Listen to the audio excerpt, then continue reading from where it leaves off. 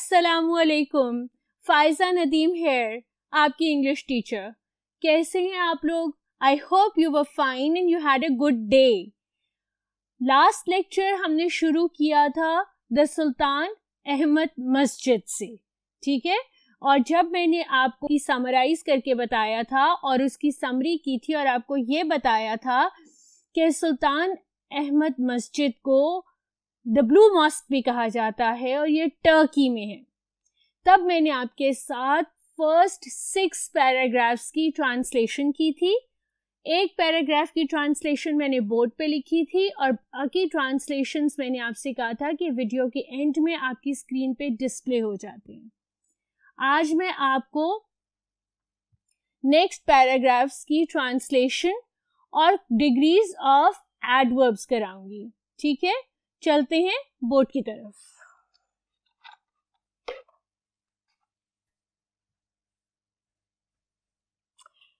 Grade 9 unit 7 the Sultan Ahmed mask.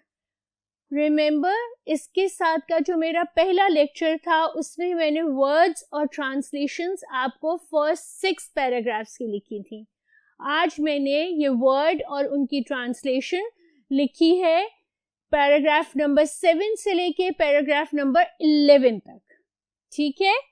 Spacious वसी, magnitude कदोकामत, facility सहूलत, intricate पेचीदा, sculpture संग तराशी, एम्बेलिश ज़ेबाइश देना, कंस्ट्रक्शन तामीर, सेरेमनी तकरीब, मेजेस्टी जाहो जलाल, रिप्रेजेंटेशन नुमाइंदगी, डेवलपमेंट तरक्की, अनफॉर्चुनेटली बदनसीबी से। ये सारे वर्ड्स और उनकी ट्रांसलेशंस हैं पैराग्राफ नंबर 7 to 11, ठीक है। 6 तक मैंने आपको कल करा दिया था। ये सारी वर्ड्स और उनकी ट्रांसलेशन पैराग्राफ नंबर 7 to 11 है। अब अगर आप मेरा पिछला लेक्चर जरा सा याद रखें तो आपको ये याद होगा कि मैंने आपको बताया था कि 3 ट्रांसलेशन आपको गिवन होती हैं, उसमें से आपने कोई सी भी 2 अटेम्प्ट करनी होती हैं और हर ट्रांसलेशन के 4 मार्क्स होते हैं, यानी कि आपके 8 very essential marks are dependent upon your correct translation. किसी भी पैराग्राफ की करेक्ट ट्रांसलेशन आप करेंगे, अंग्रेजी के अल्फाज को उर्दू में नहीं लिखेंगे तो ही बेटा आपको 4 on 4 मिलेगा। चलते हैं नेक्स्ट बोर्ड पे, जहां मैंने आपके लिए कुछ सैंपल ट्रांसलेशंस लिखी हुई हैं।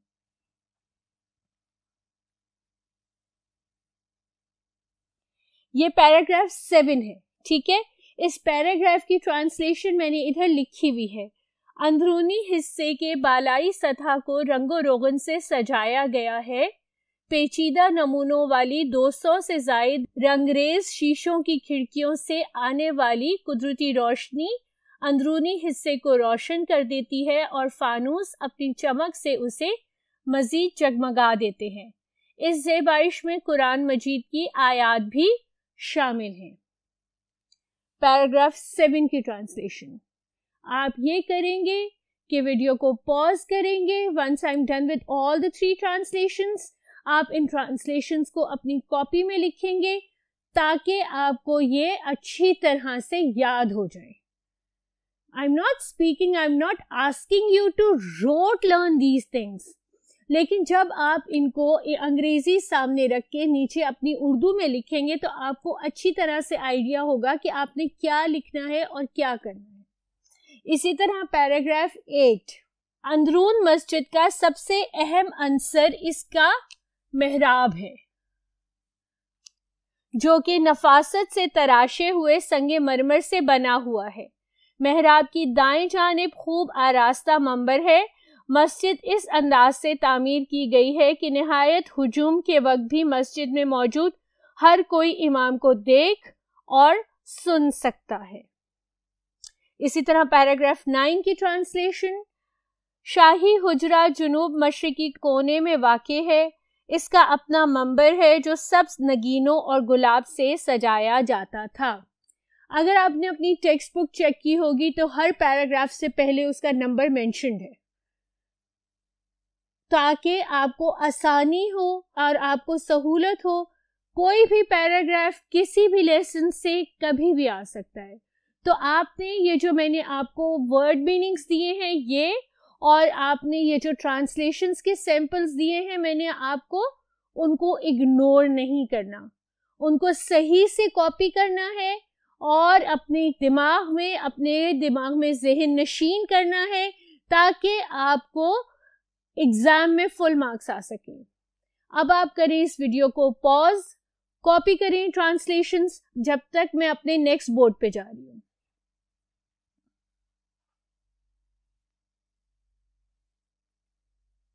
आई होप आपने प्रीवियस बोर्ड को कॉपी पेस्ट कर लिया होगा।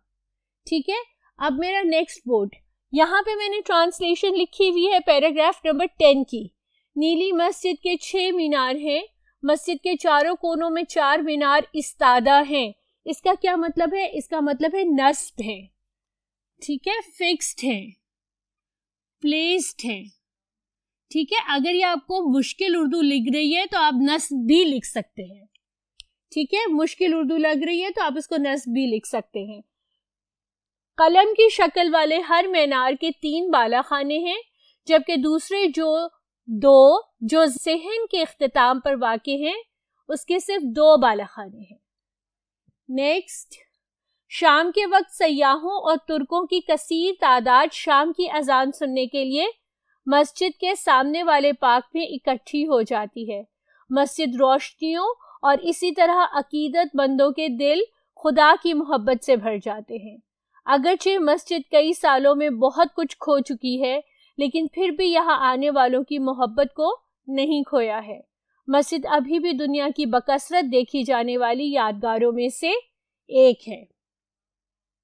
ठीक है, अब मैंने आपको paragraph number 7 to paragraph number 11, I've given you the translation, the Urdu translation of all these paragraphs on the board. Now be a very responsible student.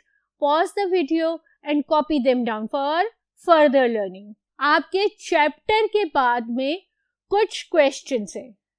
जिस तरह मैंने आपको पिछली वीडियो में बताया था कि ऑब्जेक्टिव पेपर अलहदा से होता है। ठीक है, वो जो क्वेश्चंस हैं जनरली वो ऑब्जेक्टिव पेपर में आते हैं, लेकिन ये जो आपका वोकैबुलरी वाला क्वेश्चन है सिनोनिम वाला, ठीक है, सिनोनिम और एंटोनिम्स का डिफरेंस भी मैंने कल बताया था, आज फिर रिपीट करती हूँ। सिनोनिम्स वो होते हैं जो सेम मीनिंग्स रखते हो, डेफिनेशन नहीं, जिनकी सेम मीनिंग हो। ठीक है, एंटोनिम्स वो होते हैं जिनकी ऑपोजिट मीनिंग्स होती हैं। ये आपके पेज नंबर 77 क्वेश्चन ए है। इस क्वेश्चन में उन्होंने आपसे सिनोनिम्स मांगे। उन्होंने आपको ये नहीं कहा कि डिफाइन करें। डिफाइन करने का मतलब होता है किसी भी वर्ड को 3-4 वर्ड्स लेके उसकी डेफिनेशन देना, लेकिन चूंकि आपको सिनोनिम्स मांगे गए तो आपने ये देने। ठीक है, एम्बेलिश का मतलब है डेकोरेट, इंटीग्रेट का मतलब है एसिमिलेट, स्प्लेंडोर का मतलब है grandeur, majesty kingship, illuminate light up. Again जैसे ही मैं दूसरे बोर्ड की तरफ जाऊंगी मैं आपसे ये एक्सपेक्ट करती हूँ कि आप वीडियो पॉज करेंगे, इनको कॉपी करेंगे, इनको तो एटलीस्ट आप रोट लर्न कर लें। ठीक है, क्योंकि 5 मार्क्स का क्वेश्चन है, हमने मार्क्स लूज नहीं करने। इनको आपने 5-6 दफा अच्छी तरह पढ़ना है। अगर आपने ट्रांसलेशंस जो मेरी पहले बोर्ड पे लिखी हुई थी, इस लेक्चर की भी और प्रीवियस लेक्चर की भी, अगर आपने वो ट्रांसलेशंस अच्छे से देख ली तो आपको इंशाल्लाह 4 on 4 मार्क्स मिलेंगे। Let's move on to my last board.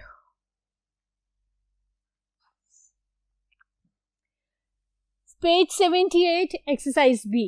ये आपसे मांग रहे हैं डिग्रीज ऑफ एडवर्ब्स। एडवर्ब्स वाला लेक्चर याद है? एडवर्ब्स वाले लेक्चर में मैंने डिग्रीज ऑफ एडवर्ब्स बताए थे। अब वो डिग्रीज ऑफ एडवर्ब आपने इधर इंप्लीमेंट करने हैं, इधर यूज करने हैं। अगर आपने एडवर्ब्स वाला लेक्चर देखा हुआ है और आपको डिग्रीज ऑफ एडवर्ब्स याद है तो ये आपको बिल्कुल मुश्किल नहीं है। ये क्या कह रहे हैं केप्ट मच, क्या कंपैरेटिव होगी, दो लोगों को कंपेयर किया, मोर, और क्या सुपरलेटिव होगी, मोस्ट। मच, मोर, मोस्ट बताया था मैंने, ठीक है। sang ब्यूटिफुली, sang मोर ब्यूटिफुली, sang मोस्ट ब्यूटिफुली। ब्यूटिफुलियर और ब्यूटिफुलियस्ट नहीं होता, मोर और मोस्ट होता है। slept little, slept less, slept least। looked good, looked better, looked best। arrived early, arrived earlier, arrived earliest। ये सबसे ज्यादा कॉमन एग्जाम्पल है रेगुलर एडवर्ब्स की, रेगुलर डिग्रीज की। बाकी सारे जो हैं वो इर्रेगुलर एग्जाम्पल्स है। Most common irregular examples they have done in your textbook so that if you get anything in your exam you do not get confused। इनको भी याद कर लें, अव्वल तो आपको याद होने चाहिए, काफी बचपन से करते आ रहे है ना। तो आज हमने क्या किया, आज हमने paragraph number 7 to paragraph number 11 की ट्रांसलेशन की। मैंने आपको रीड करके सुनाई और मैं ये एक्सपेक्ट करती हूँ कि बाय दिस टाइम आप वीडियो के इस टाइम तक आकर उसको लिख चुके होंगे, ठीक है। उसके बाद मैंने आपको सिनोनिम्स बताए और आपसे ये एक्सपेक्ट किया कि आप उनको रोट लर्न करेंगे। डिग्रीज ऑफ एडवर्ब्स की है, कंपैरेटिव और सुपरलेटिव। अगेन कंपैरेटिव कौन से होते हैं, जहां दो चीजों को कंपेयर किया जाता है, और सुपरलेटिव जहां दो से ज्यादा चीजों को कंपेयर किया जा रहा हो, उसमें सबसे जो सुपीरियर होता है उसको सुपरलेटिव डिग्री कहा जाता है। इर्रेगुलर डिग्रीज ऑफ एडजेक्टिव्स आपके सामने हैं और आपको मैंने ये कहा है कि ये सबसे मुश्किल, सबसे इंपॉर्टेंट वाले हैं, इसीलिए उन्होंने बुक में दे दिए हैं ताकि आप इनको रोट लर्न कर लें और जिंदगी में कभी भी कोई गलती ना करें। Have a good day, enjoy your life, और इंशाल्लाह इस चैप्टर के नेक्स्ट लेक्चर में मैं आपके साथ क्वेश्चन आंसर्स करूंगी। अल्लाह हाफिज।